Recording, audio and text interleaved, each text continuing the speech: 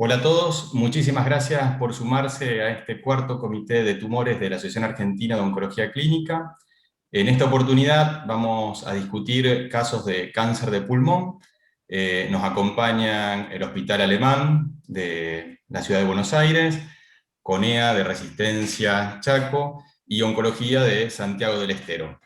La idea de estos comités es lograr ofrecerle a nuestros pacientes la mejor opción de tratamiento, pero también lograr una interacción entre los distintos centros de nuestro país y el acercamiento de la OC a estas instituciones. Lo dejo con Alexis, que va a presentar a los distintos equipos. Bueno, ¿qué tal? Buenas tardes a todos. Muchas gracias una vez más por estar con nosotros en los comités interinstitucionales. Como dijo Mario, en esta oportunidad, en el número cuarto, presentaremos casos de cáncer de pulmón. En un primer lugar, el doctor Roa Martín, del Centro Oncológico Nordeste de la provincia del Chaco, presentará su caso. En segundo lugar, tendremos la discusión del mismo a cargo del Comité de Tumores Torácicos del Hospital Alemán, quien coordinará la misma la doctora Blutgen María Virginia, junto con todo su equipo.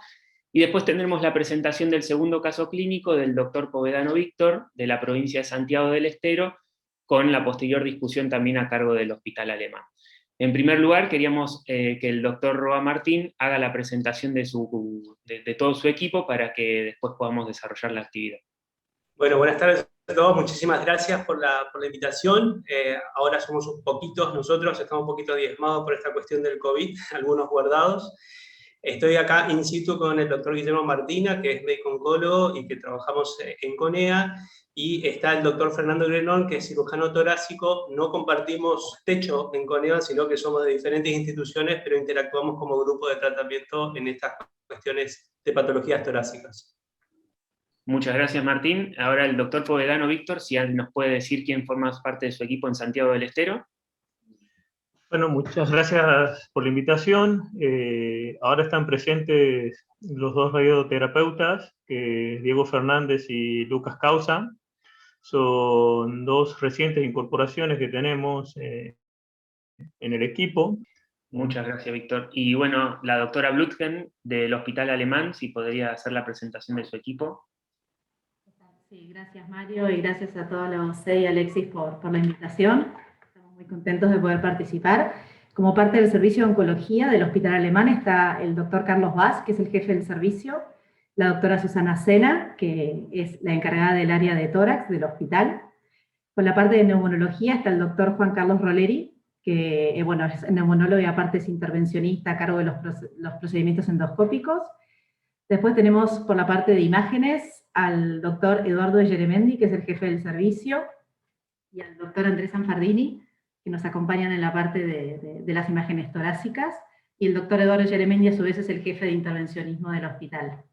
Después tenemos el servicio de radioterapia al doctor Marcelo Andrade, que se encarga específicamente de la radioterapia torácica, y creo que no me estoy olvidando de nadie más del servicio, y también tenemos a los chicos, que tenemos a los residentes de primero, segundo y tercer año. De primer año la doctora Ailén Martiarena, y no sé si lo veo, y también a la doctora Agustina Ipiña, y al doctor Darío. Después tenemos de segundo año a la doctora Belén García Giner, y a la doctora Martina Spotti, y de tercer año tenemos a la doctora Julieta Rodríguez, quien es además la jefa de residentes. Creo que no me estoy olvidando de nadie. Si me estoy olvidando de alguien, perdón. No, ya estamos todos completos. Bueno, muchas gracias, Virginia. Empezamos ahora entonces con la presentación del caso del doctor Roa.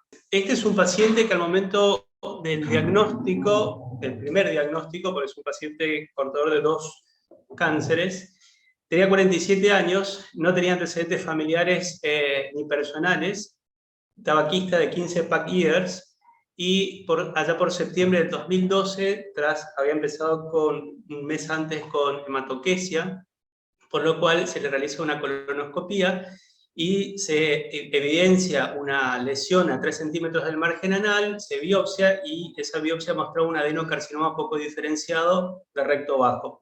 Tenía estudios de extensión que comprendían una tomografía de tórax, abdomen y pelvis, que lo único que mostraba era una lesión sospechosa en segmento 5 hepático, con lo cual se realizó una resonancia y por la forma de tomar el gadolinio se diagnosticó de forma imagenológica como un hemangioma.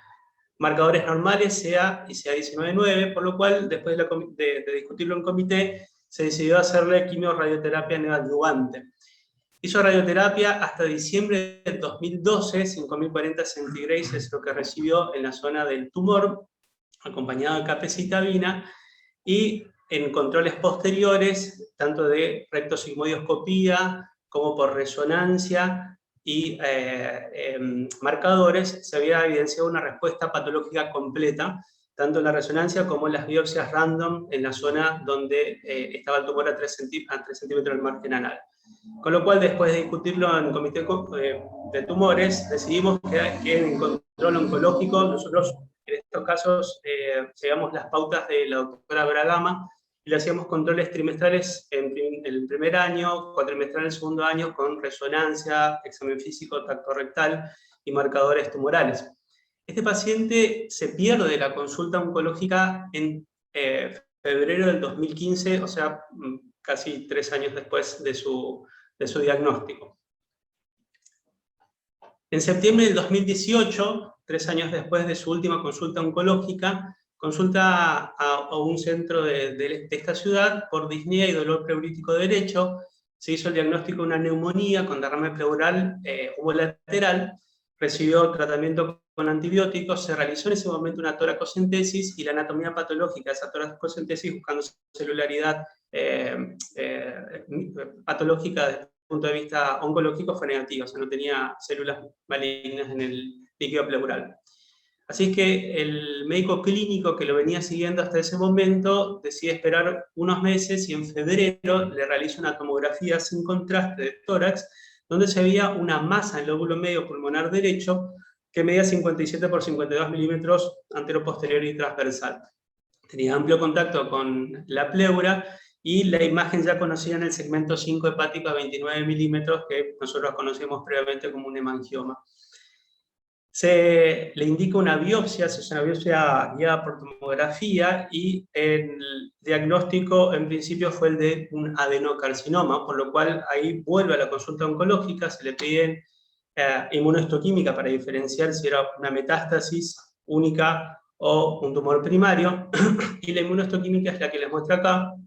Tenía citoqueratina de amplio espectro, AE1, AE3 positiva, citoqueratina 7 positiva, TTF1 positivo, napsina positiva y EMA positiva.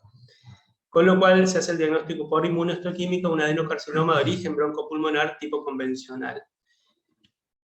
Se realiza un PET con este paciente, abril del 2019, que estas son las imágenes, tenía una imagen que medía alrededor de 7 centímetros anteroposterior y transverso, lóbulo medio del pulmón derecho, el SV máximo era de casi 20, 19.8 si mal no recuerdo, y ven en la escápula derecha una captación de una imagen que en la tomografía era más bien mixta, con un SV de 8, y marcaba también a nivel de C3, C4 y C5, pero niveles de SV bastante bajos, menores a 3, entre 2.8 y 3.1.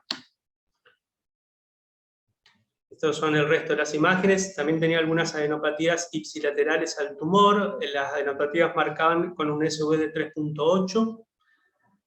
Y esta era para mostrarles las lesiones a nivel básicamente de la escápula izquierda. Perdón. Con lo cual se piden estudios de taco de biopsia. Nos mostraba PDL1 por TPS positivo en un 1%. ALK y EGFR negativos, y después de discutirlo en comité de tumores, decidimos empezar con una primera línea de carboplatino, pemetrexed y pembrolizumab.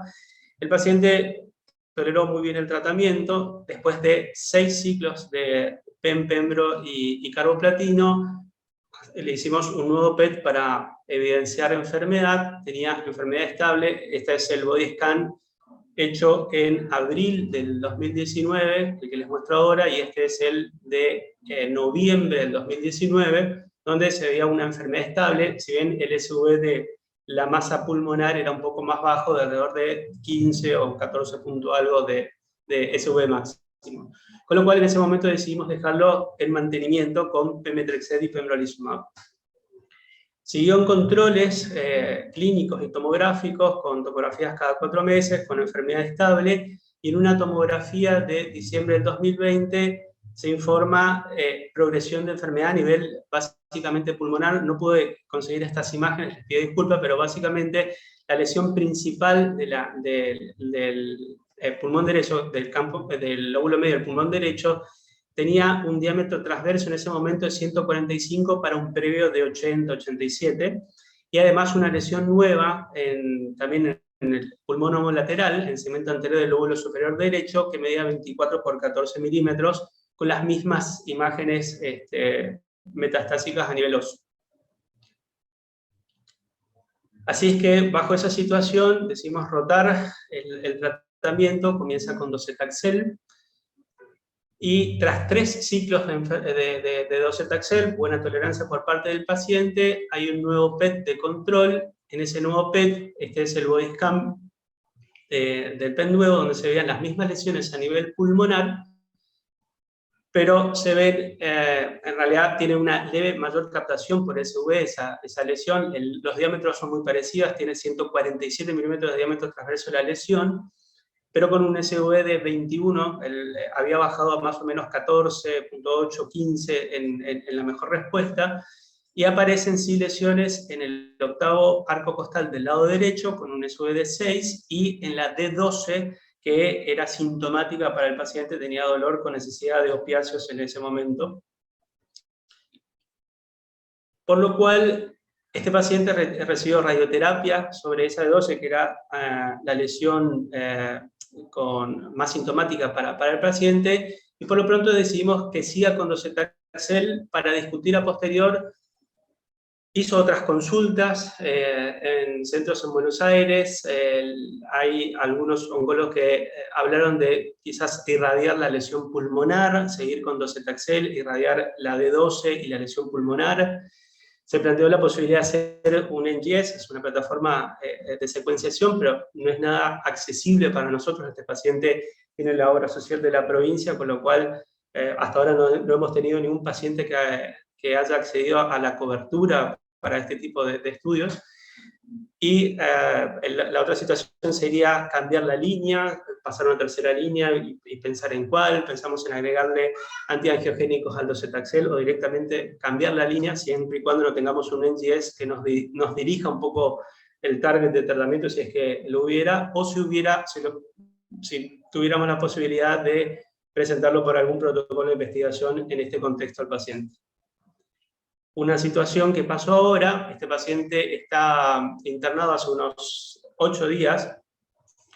En principio se pensó que tenía síntomas de vía aérea superior, se pensó en COVID, el test de COVID fue dudoso en principio, que sí, en realidad tuvo un resultado rápido positivo y un PCR negativo. El punto es de que entró neutropénico febril a la UARE con un foco posiblemente en piel, el cual va mejorando con antibiótico terapia y demás cosas. Tiene una nueva tomografía, sobre todo del sistema nervioso central, porque entró un poco somnoliento, que no logra ver ninguna lesión a nivel del sistema nervioso central, pero tiene pendiente una resonancia para ver si no hay progresión a ese nivel. Muchísimas gracias, Martín, por compartir la experiencia de ustedes con este caso, que es sumamente interesante y la verdad que nos plantea una problemática que vivimos todos los días con nuestros pacientes, ¿no? ¿Qué hacemos con los pacientes que progresan en la quimioinmunoterapia? Creo que es una pregunta difícil de responder. Nosotros vamos a compartir. Bueno, para empezar, con respecto a los antecedentes de la enfermedad actual de este paciente, la verdad que nos llama un poco la atención que es un paciente joven, que es un tabaquista leve, que tiene diagnóstico de un adenocarcinoma de recto, y ya tiene, digamos, diagnóstico de 2 tumores en su haber, y el adenocarcinoma de recto bastante antes de los 50 años, casi 40 años. Así que como primer aspecto que queremos destacar con respecto a estos antecedentes es la necesidad de poder referir al paciente a una consulta de asesoramiento genético, ¿no? Para poder evaluar los antecedentes familiares, los antecedentes personales, recabándolos de una manera un poquito exhaustiva y ver si necesita algún tipo de consejo genético con respecto para él y sobre todo para su descendencia. No sé, Susa, si querés hacer algún comentario al respecto de esto. Sí, buenas tardes. No, simplemente reforzar tu comentario porque lo que llama la atención es la edad y la verdad es que con este tipo de tumores, antes de los 50 años, hay evidencia bibliográfica y recomendación de que habría que hacerle un testeo genético, ¿verdad? Si bien para los tumores cáncer rectales hace falta que se generen en la carcinogénesis varias mutaciones, y si bien sabemos que en algunos casos los cánceres de pulmón se dan en edad temprana, creo que sería muy académico y beneficioso, quizás si se descubre, hacer un testeo genético para evaluar si se pueden identificar qué tipo de mutaciones tengan que podría estar relacionado con algún síndrome tumoral, siempre y cuando se pueda, ¿verdad? Si bien ella tiene el antecedente del tabaquismo, y suponiendo que empezó a fumar en edad temprana, entre los 12, 14, 15 años, que hay casos, tiene un periodo de latencia de 2 o 3 décadas, con lo cual perfectamente podría estar vinculado también con el antecedente del tabaquismo. Pero todos sabemos que la mayoría se presenta a nivel de la 6ª, 7ª década de la vida en adelante, y en esta chica muy joven, digamos, para tener estas dos patologías. También es de buena práctica porque son tumores que aparecen fuera de la edad habitual, hacer un test del HIV, que no estaría más, ¿no? Porque en tumores con edades diferentes siempre está recomendado. Que bueno, la consulta de asesoramiento para valorar si requiere posteriormente un test genético sería recomendado en este paciente. A su vez, otra cosa que consideramos que es importante tener en cuenta con respecto a la optimización del material de biopsia es, yo no sé, allá Martín, si ustedes solicitan inmunohistoquímica por default, varios, digamos, patrones de inmunohistoquímica, o en este caso solicitaron porque tenían al principio alguna duda diagnóstica. Por lo general, digamos, nosotros recomendamos, cuando no existe una duda diagnóstica, incluir un panel corto, básico, para preservar el material para los estudios moleculares posteriores, que se basen en un TTF1 y un P40, que son altamente sensibles como para poder catalogar.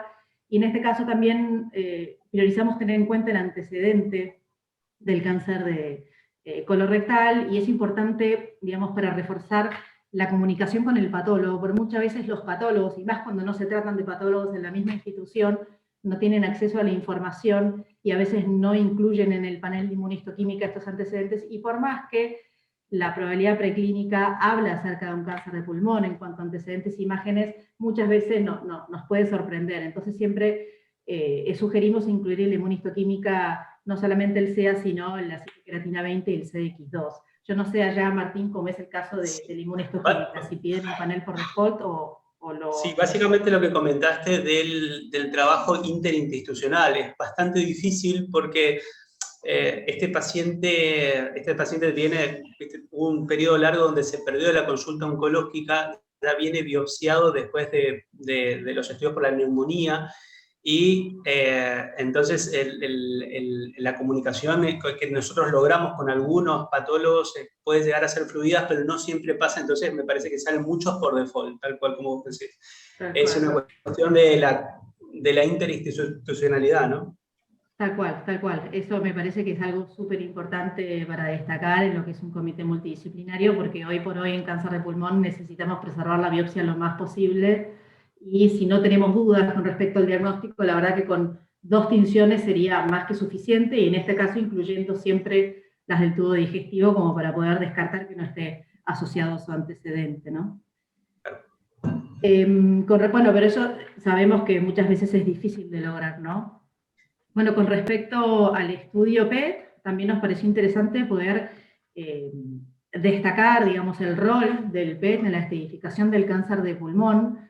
Yo no sé, Andrés, nuestro médico de imágenes, si querés hacer algún comentario al respecto.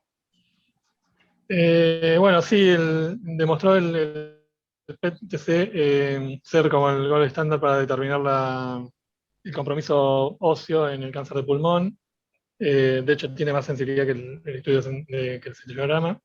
Y bueno, en general, para la enfermedad metastásica en general del cáncer de pulmón, el PET-TC es el método de elección, ya que muchas veces se evita pasar por desapercibidas lesiones, que eso llevaría por ahí a una toracotomía innecesaria, porque ya pasaríamos a un estadio avanzado, ¿no? Pero sí es para el compromiso óseo, sobre todo porque muchas veces las lesiones se expresan primero metabólicamente y no tanto morfológicamente, entonces pueden pasar desapercibidas, sobre todo por la tomografía.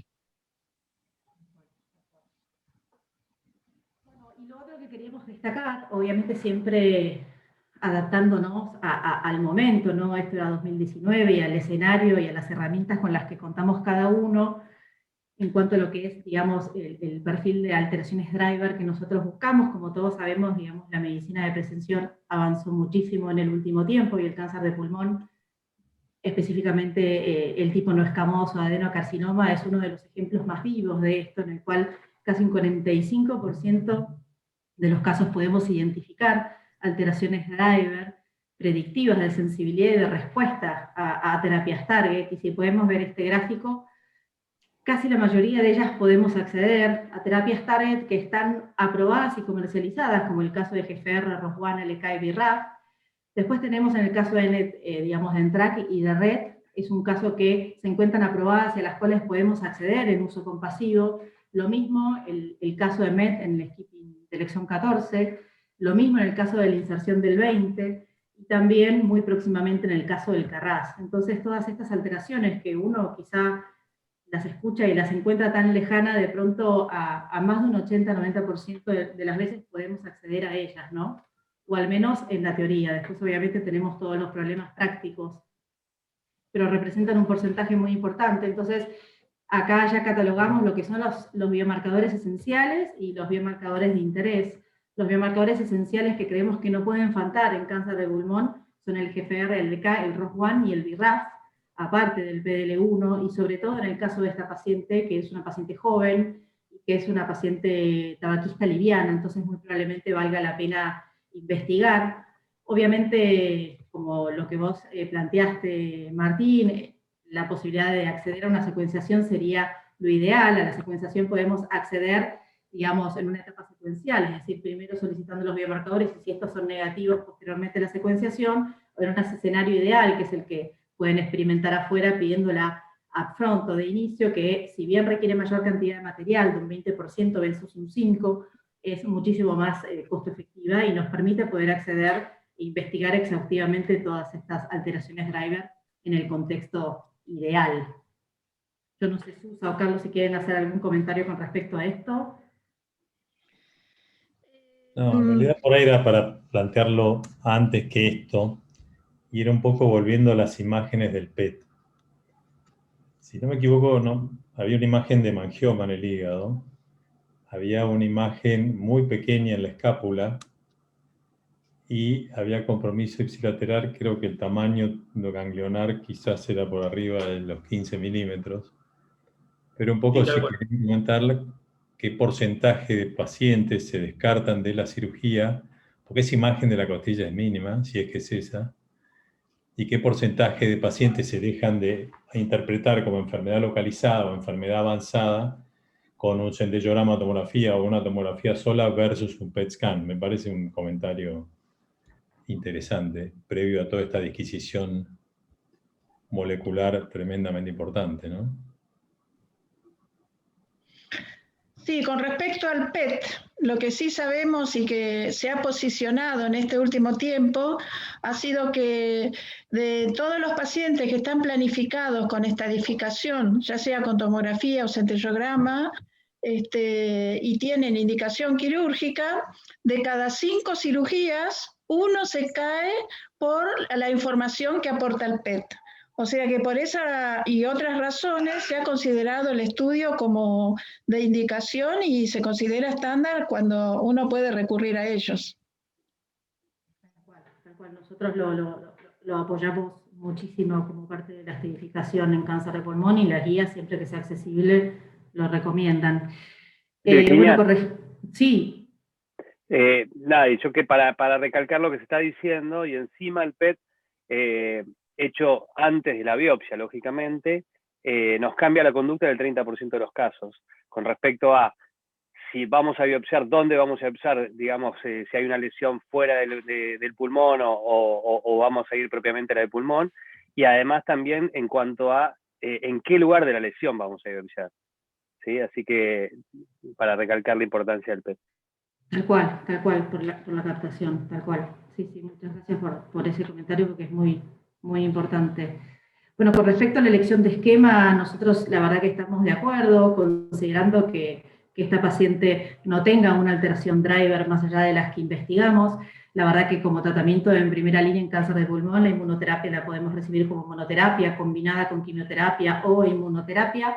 En el caso de esta paciente, estas hubieran sido las opciones. Obviamente el Keynote 042, todos sabemos que fue un estudio positivo, pero que se llevó más que nada por el gran componente, la gran proporción de pacientes con PL1 altamente positivo, y en el subanálisis de 1,49 perfil igual que la quimioterapia, así que no lo elegiríamos, pero sí tenemos muchísimas opciones, entre las cuales sabemos que la combinación de quimio-inmunoterapia todas fueron beneficiosas y mostraron beneficio en cuanto a sobrevida global y sobrevida libre de progresión, algunas comparaciones indirectas que claramente no debiésemos hacer con distintos tiempos de seguimiento, pero digamos que todas podrían haber sido una correcta opción para este paciente. Coincidimos en el Keynote 189, es un esquema que tiene beneficio en sobrevida en todos los subgrupos y que ese beneficio fue independiente de la expresión de PL1, así que nos parece sumamente acertado, digamos, la elección del tratamiento. Bueno, tuvo enfermedad estable, estuvo casi 1 año y medio sin progresar, superó la media de lo que es el esperado para este esquema, y después presenta una progresión tanto a nivel pulmonar como a nivel ganglionar, es decir, presenta una progresión múltiple. Entonces nos planteamos cuál es el tratamiento de segunda línea. El tratamiento de segunda línea recomendado por las guías es claramente el docetaxel o el pemetrexed dentro de las opciones. Acá tenemos todos los estudios que ya son conocidos por todos, que posicionan el pemetrexed como el tratamiento estándar de segunda línea del cáncer de pulmón, pero sabemos que el beneficio del pemetrexed es bastante limitado. La comparación en el estudio pivotal fue con los mejores soportes de cuidado. El pemetrexed es una opción igualmente válida, pero lo utilizamos mucho en primera línea, así que deja de ser una gran opción.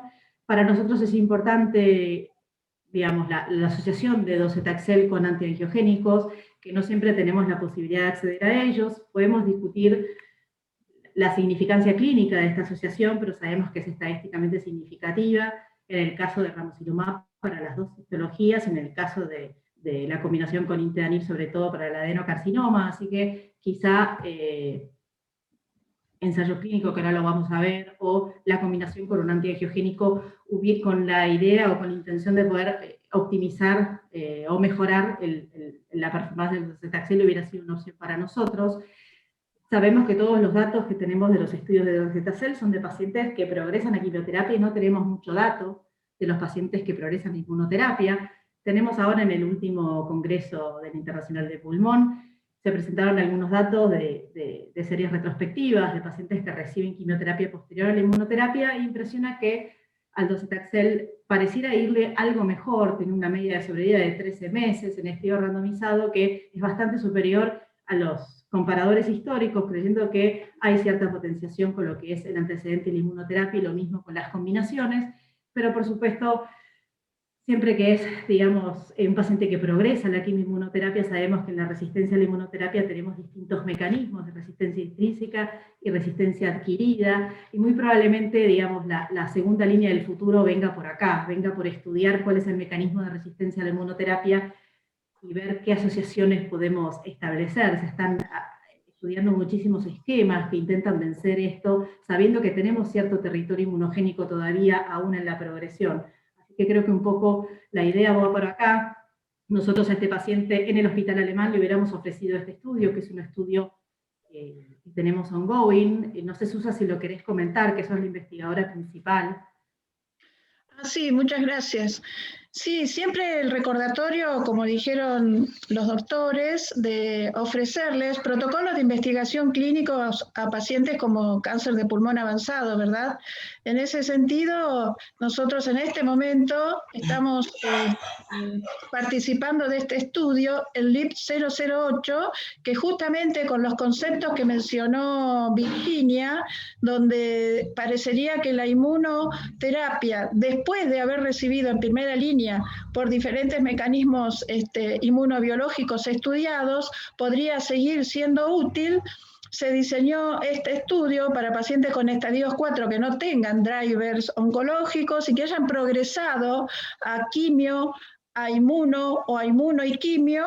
Se los invita a participar y se los randomiza en 3 ramas. Una rama con lenvatinib, otra rama con docetaxel y la rama investigacional que asocia pembrolizumab más lenvatinib. Recordando que hay un fase 2 que dio positivo y que soporta este fase 3 y que es un tratamiento sumamente interesante porque además del pembrolizumab, el lenvatinib todos sabemos que es una medicación por vía oral, que es multitarget y antiangiogénica. La dificultad, justamente por este último proceso, es que tienen que ser pacientes muy seleccionados, donde los criterios de exclusión para recibir esta molécula son muy parecidos a los del bevacizumab. Por eso son muy seleccionados los pacientes que podrían ingresar, es decir, que no tengan necrosis, que no tengan cercanía con los grandes vasos, etc. Pero está en marcha.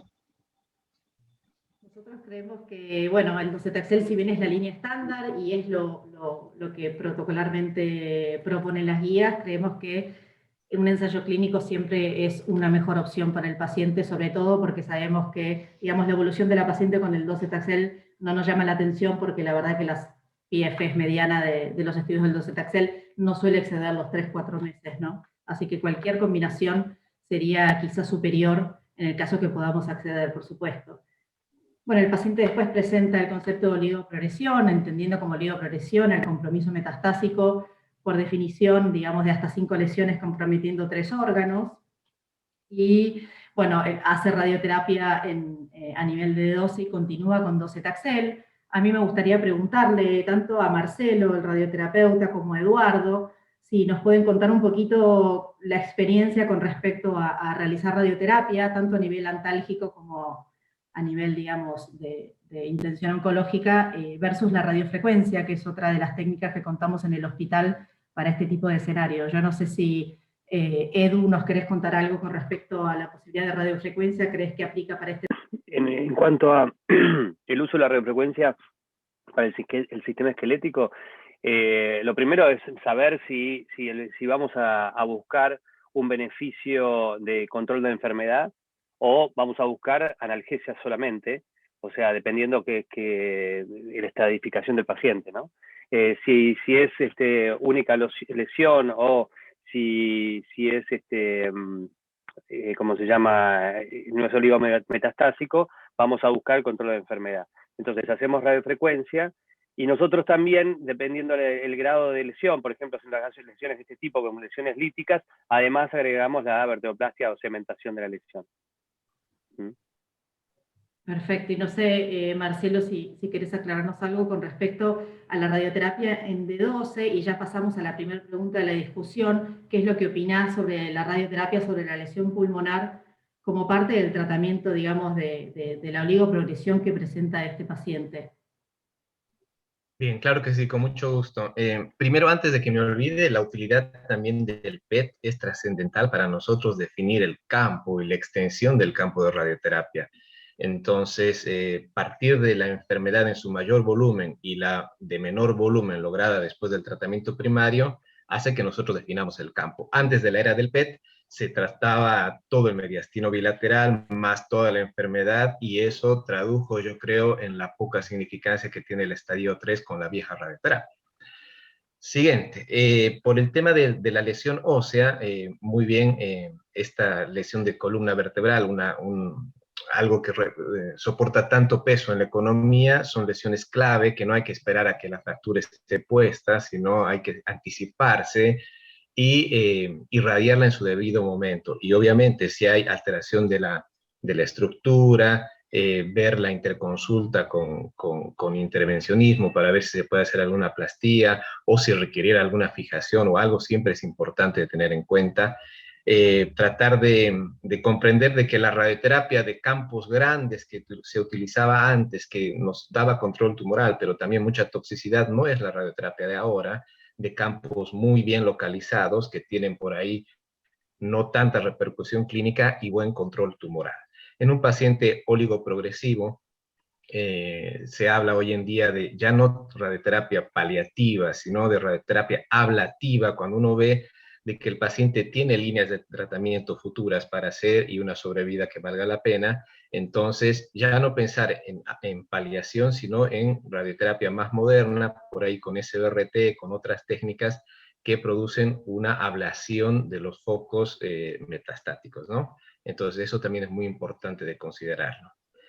En este caso, en la enfermedad pulmonar, lastimosamente, viendo la evolución, pasó de 5 a 7 centímetros, ahora 11 centímetros, entonces el lóbulo medio tiene una enfermedad de gran volumen que ha evolucionado a varias líneas de tratamiento, entonces parece que se nos está escapando. Y si no controlamos esa enfermedad, creo que se va a sacrificar el pulmón, porque obviamente va a haber un compromiso del mediastino central. Hay una enfermedad incluso periférica en el hubo más arriba y una costilla incluso más abajo. Entonces creo que hay un valor para pensar en radioterapia en este paciente para evitar, para tener más resto de paciente, ¿no? No sé si me explico. O sea, si no controlamos ese mediastino y esta enfermedad de gran volumen, seguramente que nos vamos a quedar sin paciente para poder pensar en otras líneas. Entonces, creo que nosotros podríamos ofrecerle un tratamiento, idealmente, si se puede, de intensidad modulada, con mayor conformación, que tiene una menor toxicidad, una menor neumonitis, una menor fibrosis, y tratar, si se puede, toda la enfermedad pulmonar por lo menos, o por lo menos el foco mayor. Perfecto. Y no sé, Juan, si querés hacer algún comentario con respecto a la necesidad de realizar una fibrobroncoscopía por el compromiso pulmonar. Bueno, yo obviamente que por deformación de mi especialidad hubiese hecho una endoscopía, ¿no? Yo creo que todo paciente que tiene un cáncer de pulmón se merece una endoscopía.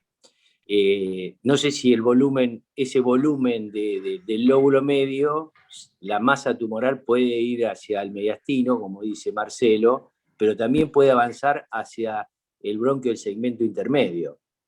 Si avanza hacia el bronquio del segmento intermedio, probablemente obstruya, ¿sí?, el lóbulo inferior. No sé las condiciones del paciente desde el punto de vista ventilatorio. Si el paciente tiene disnea, no tiene disnea, si tiene gasometría, no tiene gasometría. En el contexto oncológico de un paciente con cáncer de pulmón, también lo neumonológico va paralelo, porque es un enfermo que ha fumado, probablemente es un EPOC, probablemente necesite broncodilatarse. Yo sí le hubiese hecho una endoscopía. Yo pienso que no, o como te dije hoy, no sé qué pregunta me hiciste, no me acuerdo bien, la fibrobroncoscopía se complementa con una punción transtorácica, no es que una elimina a la otra. Suponiendo que este paciente hubiese sido quirúrgico, ¿sí?, de momento se merece una endoscopía como prequirúrgica antes de operarlo. Yo, no, si fuera cirujano de tórax, no operaría a nadie si no tiene una endoscopía previa. ¿Por qué esto? Porque son muy pocos los casos, la incidencia es poca, pero a veces suele haber cambio de coloración de mucosa, y eso puede ser hiperplásico o anaplásico, y ya el cirujano le está dando otra pauta, ¿no? A lo mejor hablo desde el punto de vista de mi deformación profesional, ¿no? Pero yo pienso que le hubiese hecho una endoscopía.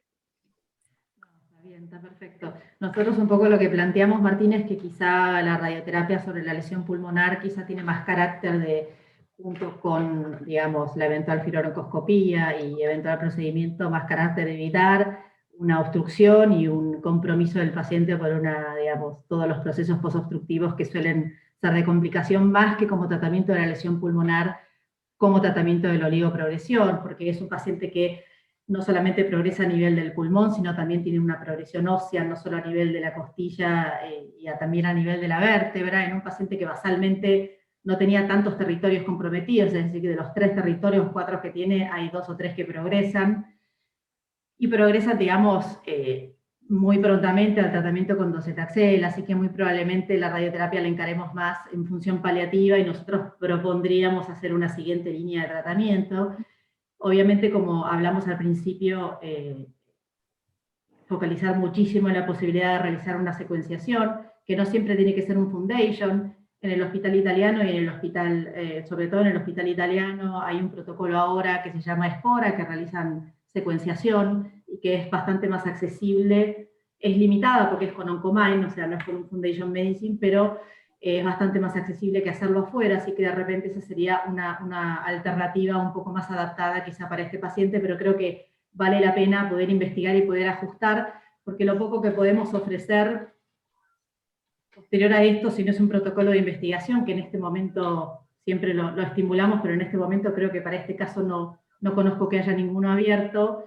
Como tratamiento de la oligoprogresión tenemos sobre todo evidencia en lo que es la enfermedad controlada, ¿no? Sobre todo en TKI y en enfermedad controlada, es decir, en la oligopersistencia, pero cuando las lesiones están en progresión y sobre todo en más de una colocalización, y en este caso sabemos que el pronóstico es algo peor, y va a ser un paciente que también tiene compromiso gangliar mediastinal y compromiso del sistema nervioso central, que son dos factores que quizás juegan un poquito en contra de encarar al paciente como una oligoprogresión.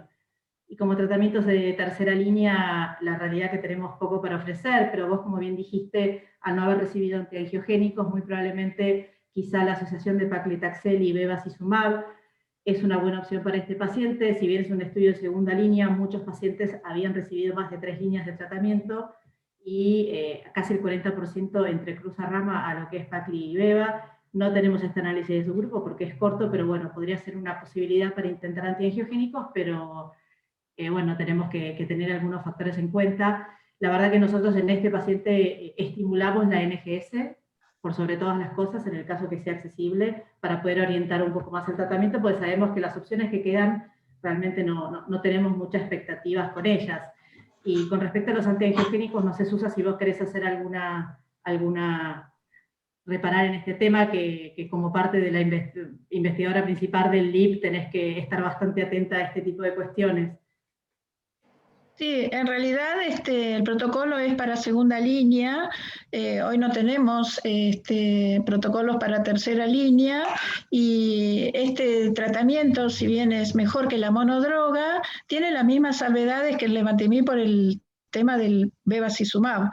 Así que lo que tenemos que tener en consideración, que son pocos los pacientes que llegan a una segunda línea. Ya con los estudios de quimioterapia y docetaxel en segunda línea y pemetrexed, sabíamos que solamente un 60% de los pacientes tenía acceso a una segunda línea de quimio. Si bien probablemente todos esos intervalos se modifiquen con el advenimiento de la inmunoterapia y las terapias target, cuando tenemos tumores de rápida evolución y mal pronóstico, es poco factible que un volumen interesante de pacientes lleguen a hacer una tercera línea con un buen performance.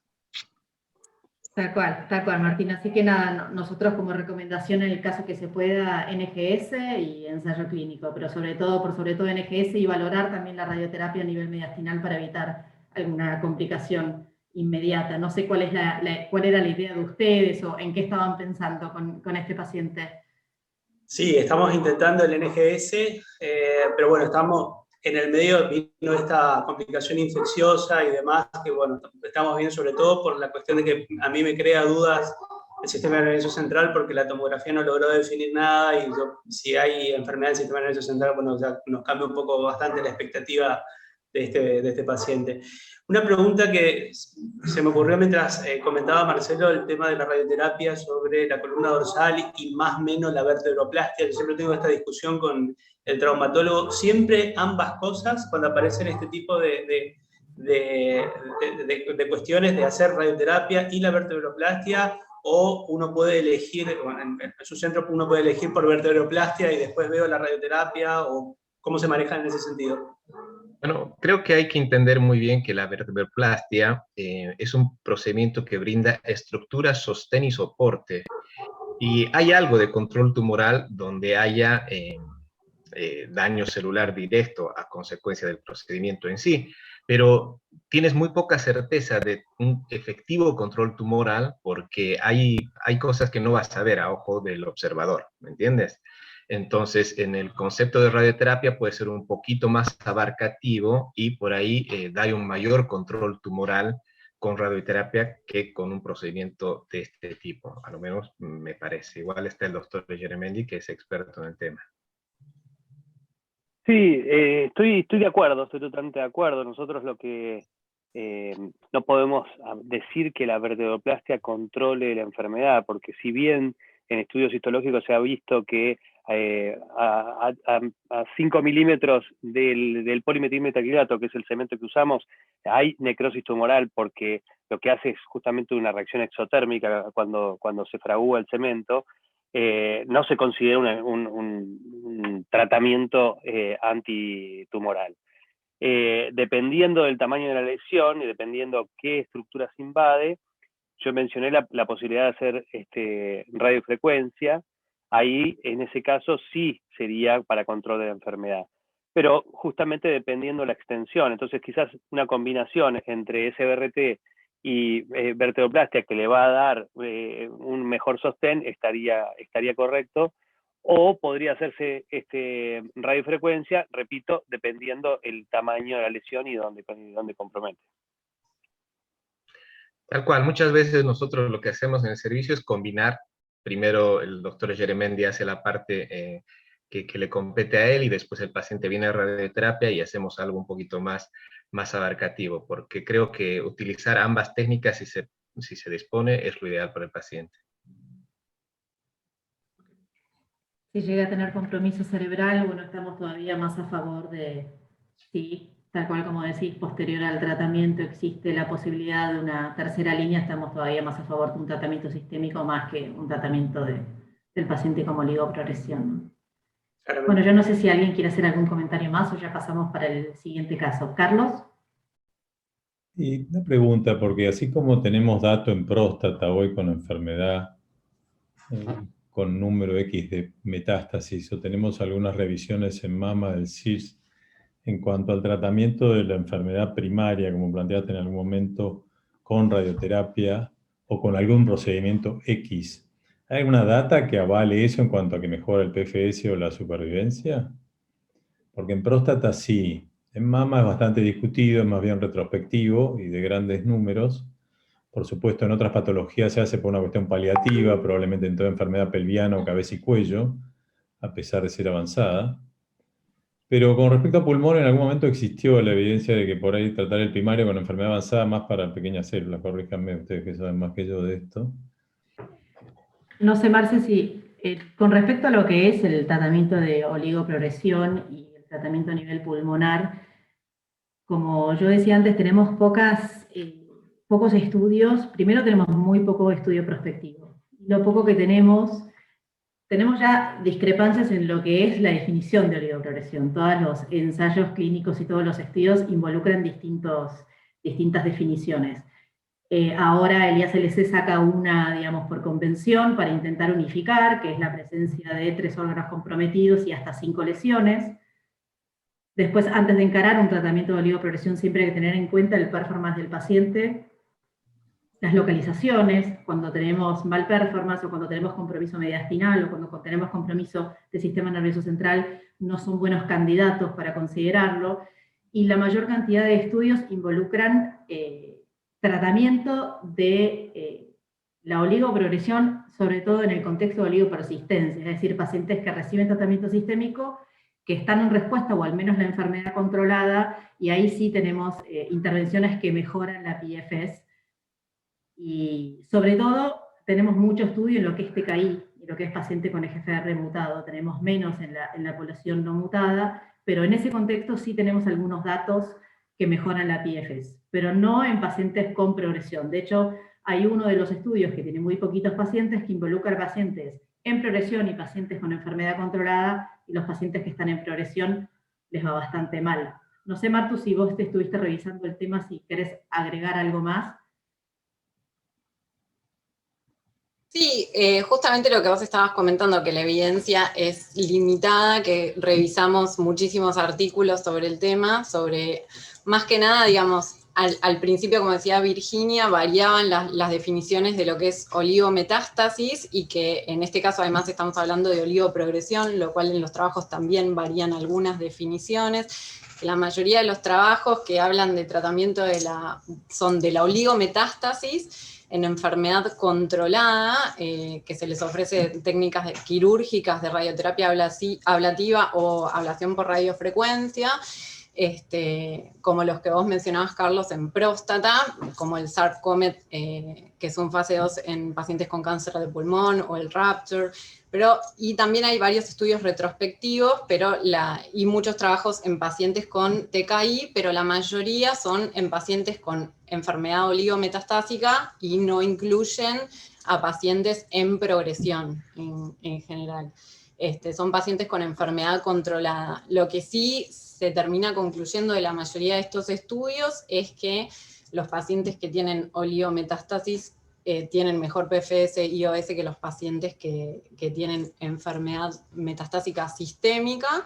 Y estuvimos revisando con Vir justamente un trabajo que incluyó pacientes con cáncer de pulmón avanzado que estaban haciendo inmunoterapia con nivo o con pembro, y se incluyeron 148 pacientes y se diferenciaban los pacientes que tenían progresión sistémica y los pacientes que tenían oligoprogresión, y a los que tenían oligoprogresión definida como menos de 3 lesiones confinadas a un órgano en este trabajo, se les ofrecía una terapia ablativa, y después podían hacer switch de terapia o no hacer más terapia, o continuar con la misma terapia inmunológica, versus los pacientes con oligoprogresión que no hacían ninguna terapia, que es una de las diapos que vimos con Vir, y las conclusiones también, es un trabajo retrospectivo, pero sí incluía pacientes con progresión, y que la tendencia en PFS es mayor en los pacientes que hacían una terapia ablativa local.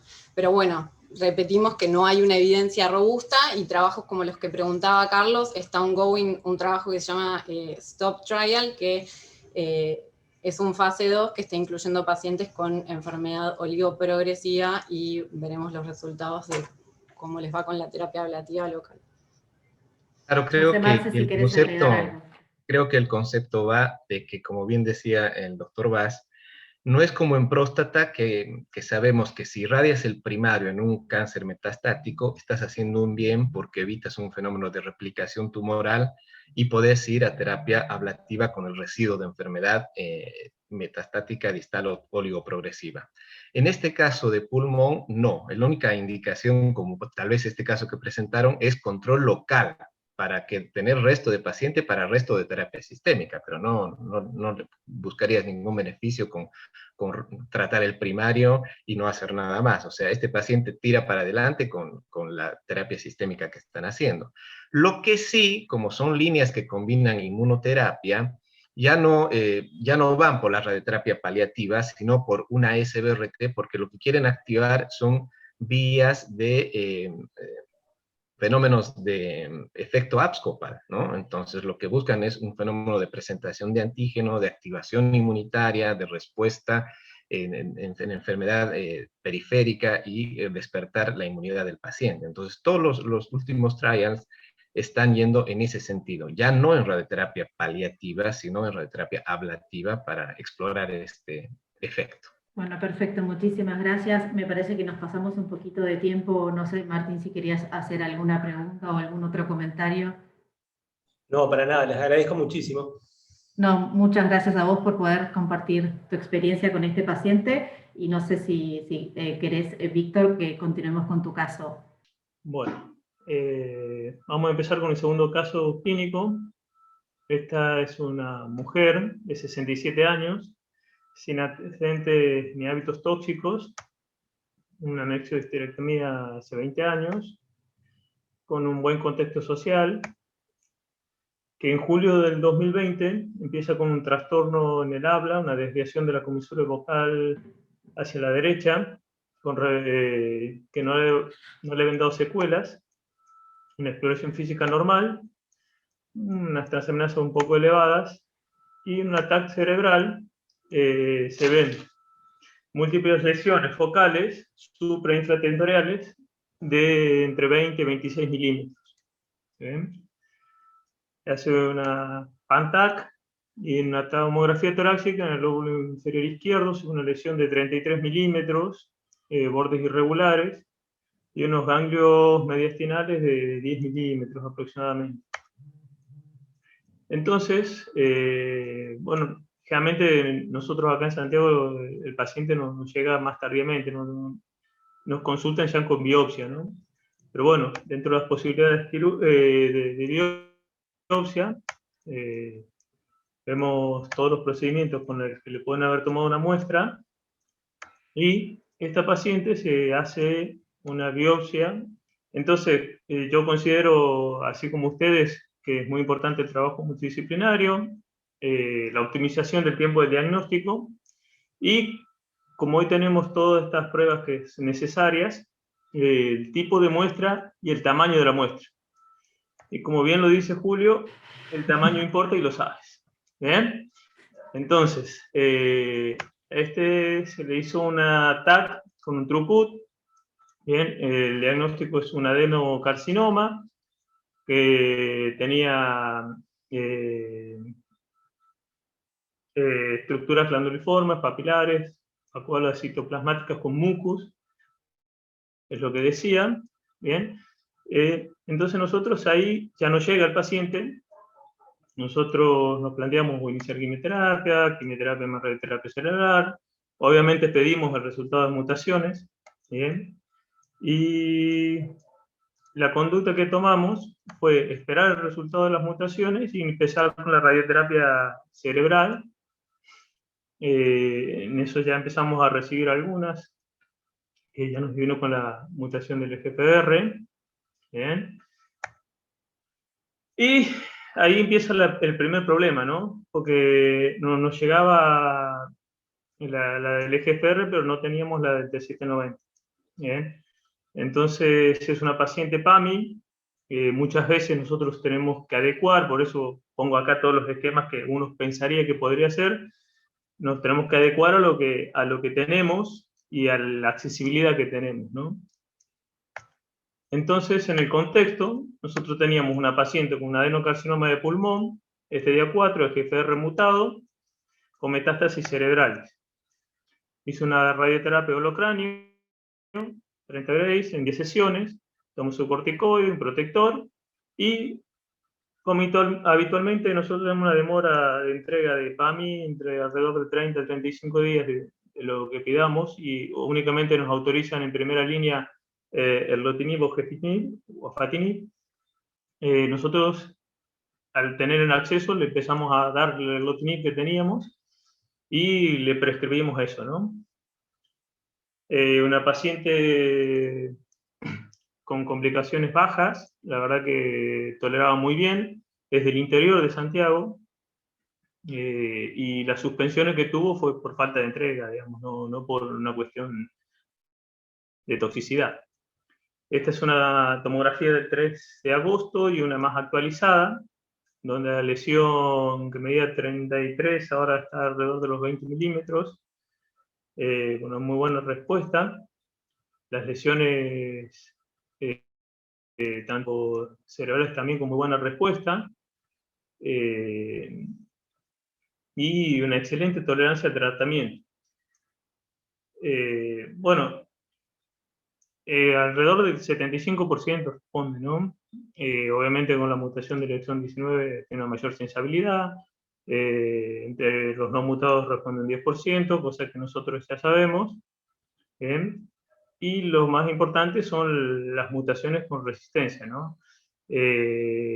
Bueno, la primera complicación que teníamos, que no teníamos la T790. Esa la hicimos en una segunda instancia, obviamente con un taco desgastado, con biopsia líquida, con todas las dificultades que presenta acá en Santiago de hacer la biopsia líquida, pero le hicimos y bueno, ya nos da que también tiene la mutación, ¿no? Entonces, esta chica está en respuesta, Bien. O sea que no estamos pensando en cambiarle el tratamiento. Si le hubiésemos dado una primera línea por ahí de osimertinib, sabiendo lo que sabemos hoy, muchas veces nos pasa al no tener accesibilidad de por ahí pensar en tratarlos con quimioterapia y dejamos un espacio muy chiquito para cuando hay GFR mutado para la inmuno, digamos, eso ya calculo que ustedes tendrán preparadas diapos para eso, y bueno, de aquí empieza el juego de barajar qué posibilidades puede haber para esta paciente. Ya pensando en una segunda línea, porque, como vuelvo a repetir, está en respuesta y con muy buena tolerancia al tratamiento. Perfecto, muchas gracias, Víctor. Antes de empezar la discusión con respecto al tratamiento, me gustaría conocer la opinión de Eduardo de Yeremendi con respecto a la mejor técnica para obtener biopsia, tanto de Eduardo como de Juan Carlos Roleri.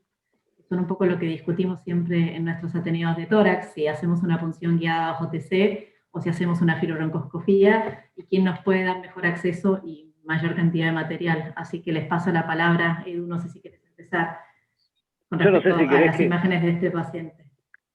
¿Vos qué querés? ¿Que espadiemos con Juan a ver quién saca mejor muestra? Me parece que... No, pero viendo este caso, si ustedes... Él preguntó dejó una pregunta ahí latente y puso la foto de ¿cómo se llama?, de Julio Iglesias, que ¿cuánto es la cantidad de muestras que tenemos que sacar? Y la verdad que la respuesta no existe. ¿Por qué? Porque la muestra que yo saco, yo lo que hago es desgastar no, paso ese cilindro por un porta, y lo que ve el patólogo ahí al lado es lo que descamó, y eso que descamó, yo no sé si es que es el 50% de ese cilindro tiene células viables tumorales, o el 10 o el 100. O sea que es imposible que yo lo sepa. Pero hay un trabajo que es muy interesante, que dice que tomando todas esas diferentes posibilidades, etcétera, y con una aguja Trucat 18, con 2 cilindros serviría para tener un 98% de éxito para el estudio genético. Pero estamos hablando solamente de ese. Así que hay que pensar también el desgaste que tenemos en lo óptico y el inmuno. Nosotros, de promedio, tendremos de 3 a 4 cilindros por paciente que sacamos, y la política es, mientras podemos, sacar. Si estamos bien, estamos estables, el paciente está bien, no está sangrando, etcétera, y puedo sacar más muestras, sacamos más muestras. Entonces es todo lo que puedas. Así y todo, a veces pasa que quedamos que no es suficiente, y también un mensaje importante es saber que el radiólogo intervencionista es muy frecuente que la punción quizás no llegue por el oncólogo, sino que llega por el clínico, el neumonólogo, etcétera, y quizás no tiene que estar diciéndonos a nosotros que mirá que puede ser que pidamos marcadores. El radiólogo intervencionista tiene que saber que tiene que sacar muestra porque después va a llegar al oncólogo y el oncólogo va a pedir toda la batería. Yo siempre lo menciono a Carlos Vaz, que un día en un ateneo me dijo, tenés que empezar a pinchar con aguja 18 histológico. Y yo lo miré como diciendo, ¿estás loco?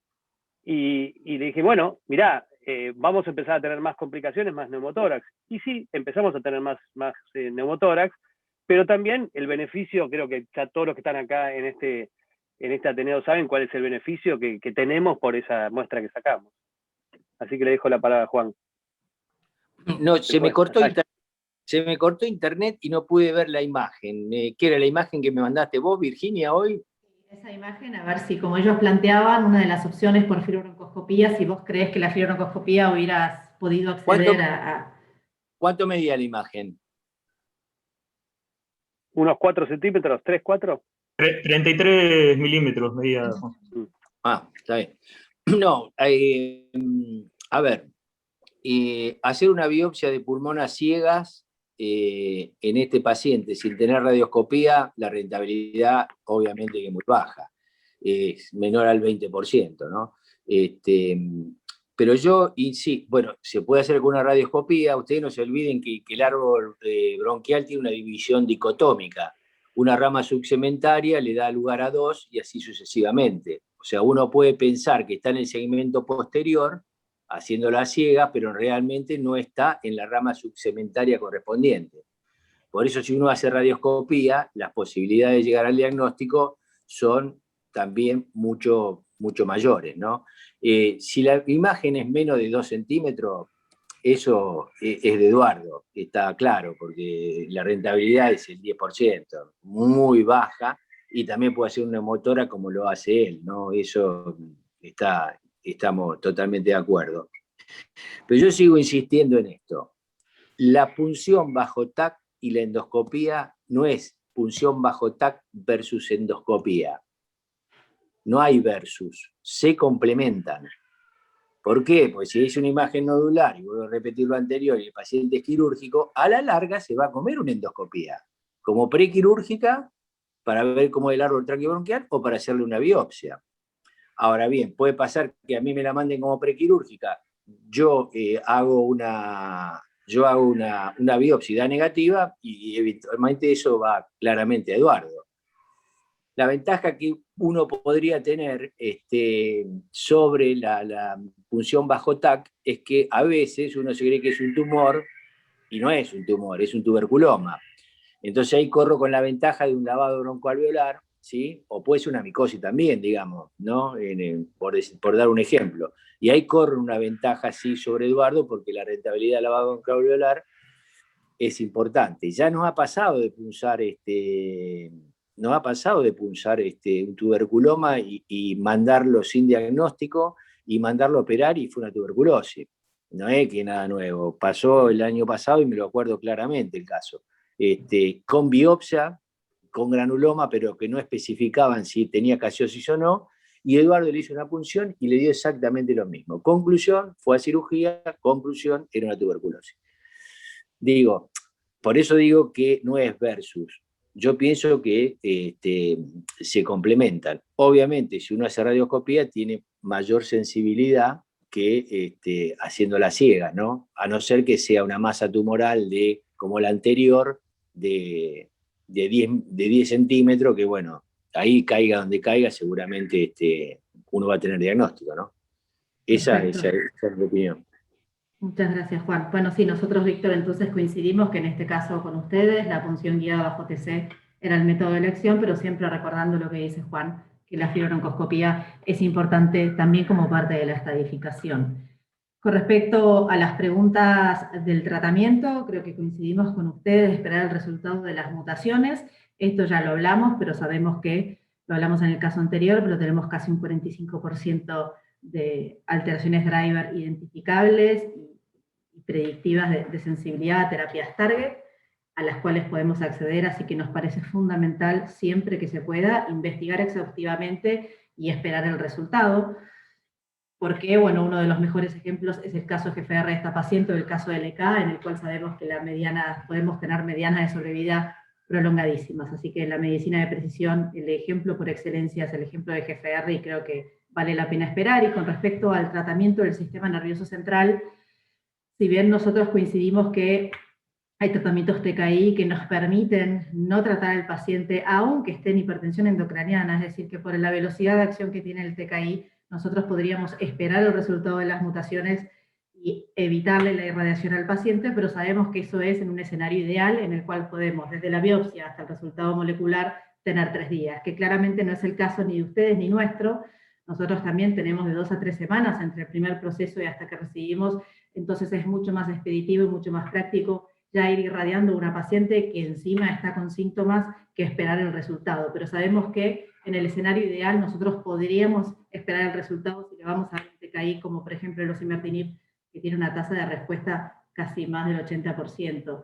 Con respecto a la técnica de radioterapia, si bien la radioterapia en lo cráneo, cuando tenemos más de 3 lesiones, es el tratamiento de elección. Yo no sé, Marcelo, si querés hacer algún comentario con respecto a si existiría la posibilidad de hacer radiocirugía en aquellos pacientes que tienen entre 3 y 10 lesiones. Sobre todo en el caso del TKI, sobre todo viendo que es una paciente joven. No sé cuál es tu experiencia con respecto a esto. Vamos a aprovechar un poquito, porque es un buen ejercicio que ayuda mucho a la práctica, pensar en este caso en puntual. O sea, es una paciente de 67 años con EGFR mutado, es un adenocarcinoma y entiendo, no dice ahí, pero debe estar en un buen performance o relativamente bueno. Entonces, el radioterapeuta, para decidir, cuando a mí me envían y me piden ese holocráneo, yo lo que debería hacer, viendo qué es lo que tengo a la mano, es sacarle una escala de GPA, un index pronóstico, ¿no? Y precisamente en esta paciente, mira que el tiempo de sobrevida es de 46,8 meses. Entonces, ahí me pregunto, ¿hicimos bien en el holocráneo de entrada? Y nuevamente, la respuesta está, depende de dónde estés y en qué medio. Y lo malo de este caso, el GPA te dice en menos de 4 lesiones o más de 4 lesiones, y este es más de 4 lesiones. Entonces ahí se dibujan algunos grises. Se sabe muy bien que si vos tenés la posibilidad de hacer radiocirugía en vez de holocráneo, siempre es mejor. Hay pacientes que son largos sobrevividores, esta es una de ellas, y que van a ver la toxicidad de un holocráneo. Entonces, si vos tenés un paciente que tiene más de 6 meses de sobrevida, deberías de plantearte siempre evitar el holocráneo, hacer una radiocirugía o eventualmente hacer un holocráneo con protección de hipocampo, ¿no? Que es una técnica con IMRT que va a ser mucho más útil para el paciente. Es un estándar, está establecido que una a 3 lesiones es superior a la radiocirugía. Después salieron trabajos importantes que hasta 10 lesiones también puede ir igual de bien, que no hay mucha diferencia en las que es 1 a 3. Y hoy en día están haciendo trabajos hasta con 14 lesiones. Y con los nuevos equipos no es algo difícil de hacer, es algo que se puede hacer rápido, en forma muy segura, con una alta conformación. Es tener el instrumento mecánico, es tener el equipo, porque no todo el mundo hace radiocirugía, y el tiempo al tratamiento. Tenés que tener una resonancia actual, idealmente en menos de 15 días o un mes, que se pueda fusionar con el software. Entonces, hay muchos factores técnicos en el medio que a veces hacen un poco difícil la radiocirugía de entrada y terminamos haciendo el holocráneo. Entonces, creo que hay que ver qué es lo que uno tiene para trabajar. Sí está claro que el beneficio de radioterapia, así sea con 3D, con un holocráneo, es útil, porque un paciente de estas características en 1 o 2 meses ya no está. En cambio, con el tratamiento que hizo, le fue muy bien. Los TKI funcionan muy bien sobre las lesiones cerebrales, con un más o menos 70-80%, pero tampoco es permanente. En algún momento también vuelven a aparecer las lesiones o progresan algunas. Entonces creo que hay que estar expectante con la utilidad de cuándo poder usar una radiocirugía, y siempre que se pueda es bienvenida. O cuando vas a hacer un holocráneo, otra consideración que sabemos hoy en día que está viable y que no es tan cara es utilizar la memantina en forma concomitante con el holocráneo. Bueno, creo que es importante saber que, digamos, tener más de 3 lesiones no es una contraindicación absoluta para hacer una radiocirugía.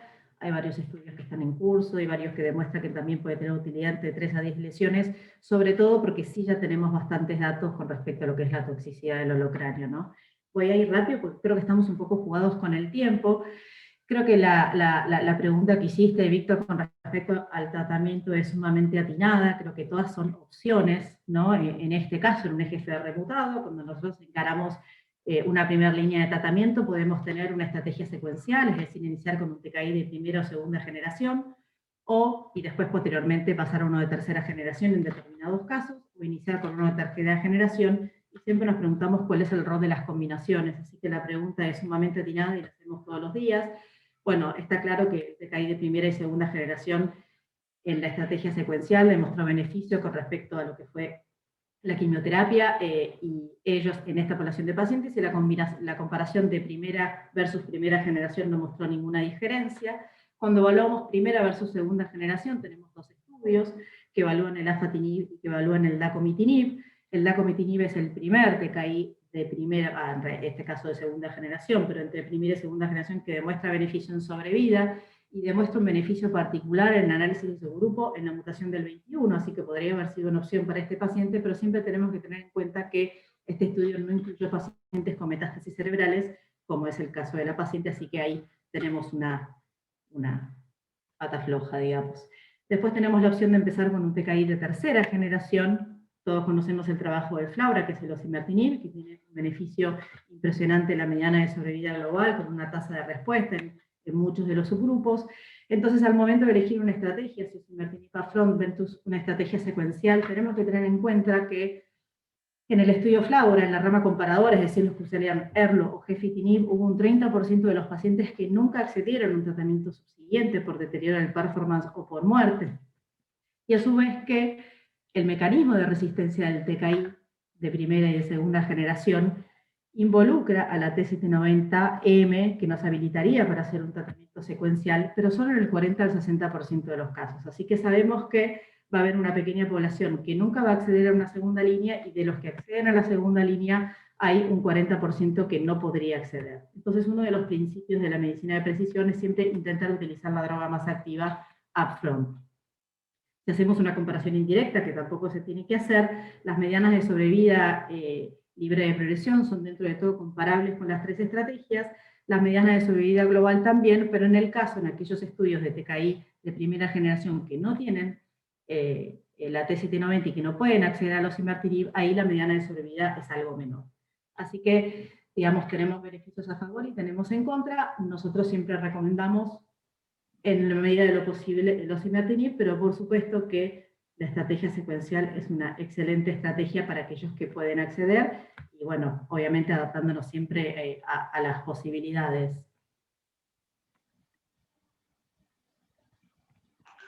Con respecto a las combinaciones, creo que son una excelente opción, tiene una mediana de sobrevida muy importante, tanto de sobrevida global como de sobrevida libre de progresión, tanto con quimio como con antiangiogénicos, pero tienen una toxicidad que duplica a lo que es un TKI en monoterapia. Entonces, sabemos que tienen una gran actividad, pero todavía nos resta identificar cuáles son los pacientes que más se van a beneficiar de esta estrategia, pero muy probablemente sea la estrategia que va a venir.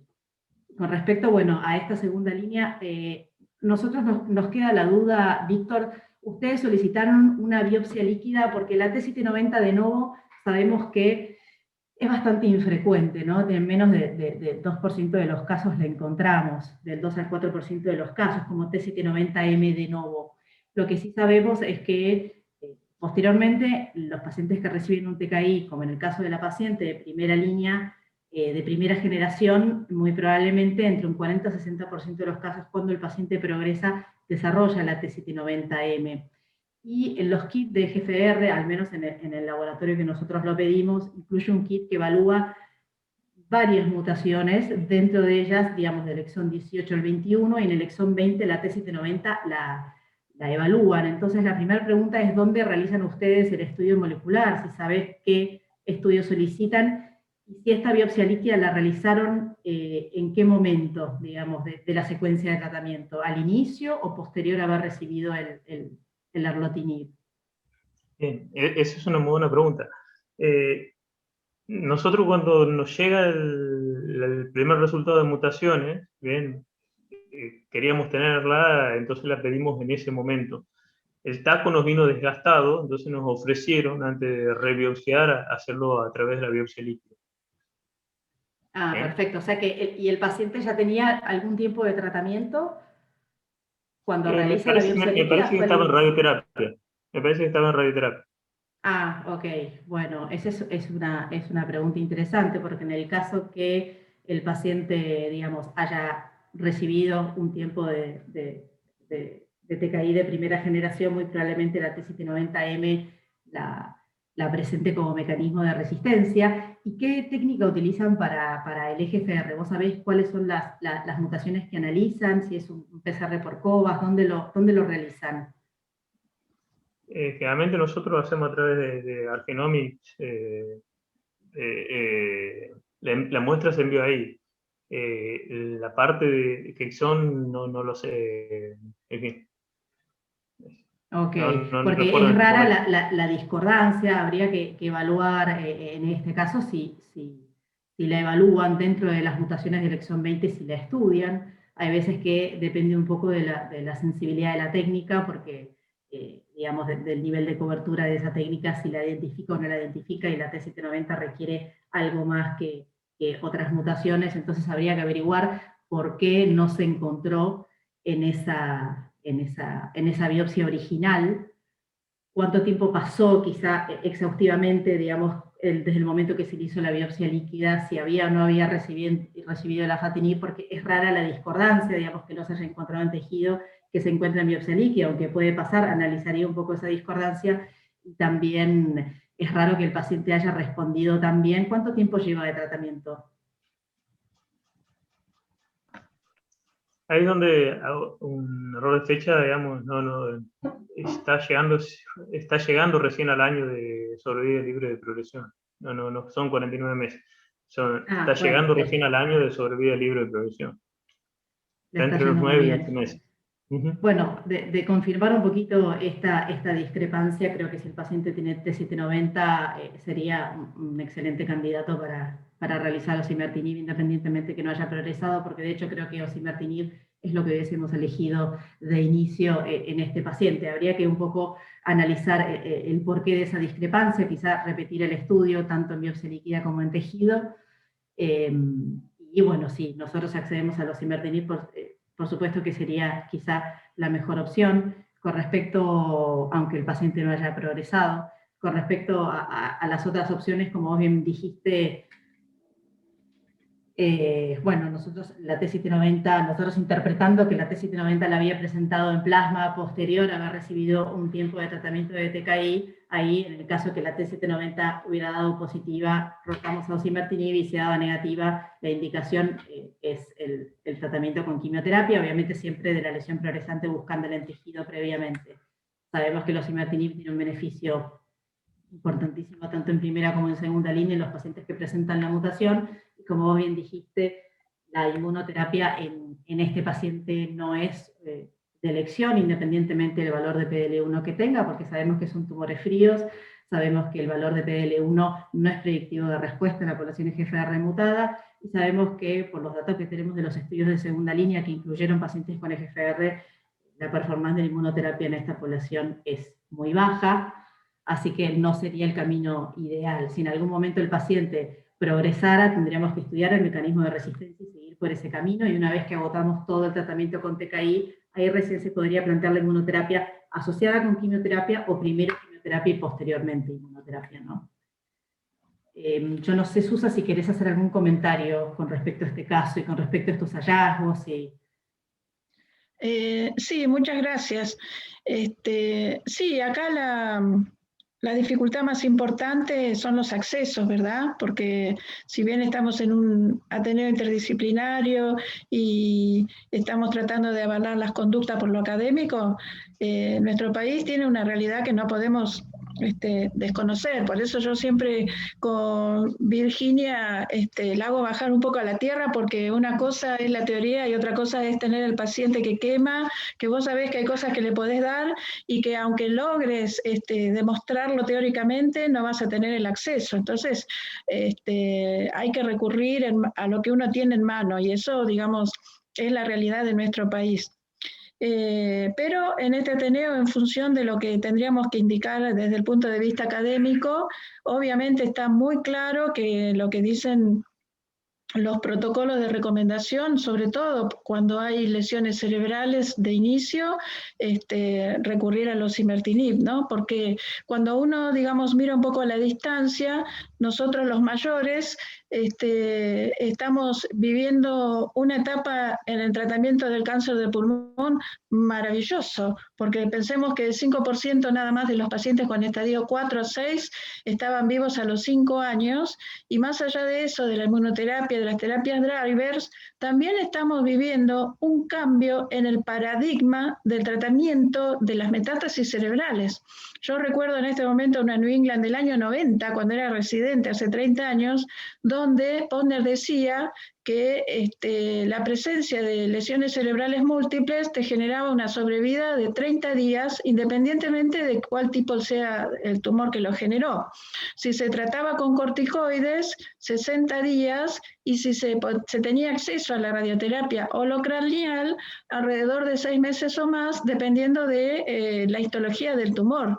Y hoy estamos viviendo una época en la que planteamos no hacer radioterapia, independientemente de que si uno lo hace, han surgido las técnicas de preservación de hipocampo y demás por las toxicidades, porque la sobrevida, como bien dijo Virginia, superan los 5 años, y hoy lo que estamos pretendiendo es reducir las toxicidades alejadas. O sea que realmente este caso es un buen ejemplo como para entender que el advenimiento de estas nuevas moléculas verdaderamente vinieron para quedarse, y vamos por más. O sea que ojalá que con el tiempo tengamos acceso a todas esas productos que hoy están en investigación para beneficio de los pacientes. Y con respecto a los imertinib, sí, nosotros si tenemos la posibilidad a la progresión, hacemos la biopsia tisular, porque como bien explicó Virginia, hay un 15% donde también pueden tener transformación histológica, y hay casos en los cuales de adenocarcinoma de pronto, no tanto escamoso, pero pueden rotar a clones de small cell, con lo cual se impone el tratamiento de la quimioterapia estándar, a pesar de que sabemos de que el tumor, esa histología de esta transformante es más agresiva, pero se va abriendo el abanico de opciones terapéuticas que nos permite, en pacientes seleccionados, ir jugando con todas las estrategias que disponemos. No sé, Víctor, si tenés alguna duda o querés hacer alguna pregunta referente al caso. No, sí, yo coincido con Susana. La verdad que he tenido el gusto de trabajar con ella mucho tiempo, y sí, cuando uno tiene la accesibilidad, sin duda que esta era una paciente típica para hacer osimertinib de primera línea. Lamentablemente no pasa eso en Santiago, y hacemos las primeras líneas con lo que tenemos a mano.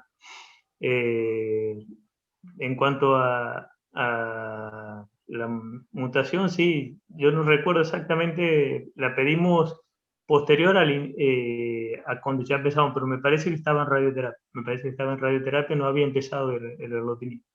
Eso sería quizá interesante poder evaluar, ¿no? Sí, eso es lo que resulta. ¿Qué tipo de evaluación del EGFR inicial se le hizo, y quizá poder repetir para poder conocer la naturaleza de esa discrepancia, ¿no?